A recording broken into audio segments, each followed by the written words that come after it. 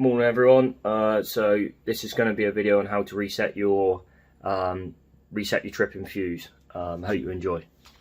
Right, so this is your RCD, which is a residual current device. It's basically a safety device to stop you getting electric shock. So this is what's going to trip out. So if I go to turn that on now, it won't come back on. It will just go trip back out like so.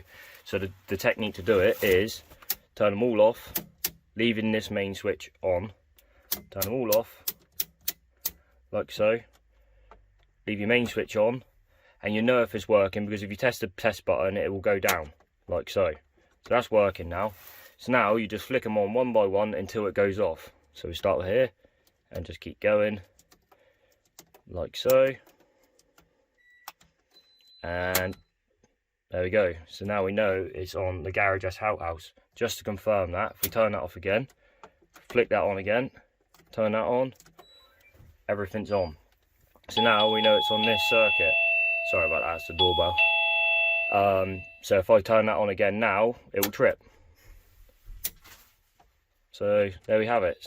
That's how you reset your fuse. Now, if you can discover what the problem is, happy days. If not, then I'd advise calling a local electrician and getting it sorted.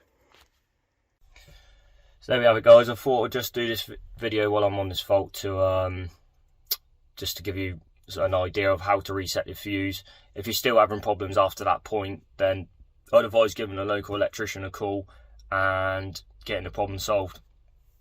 Cheers.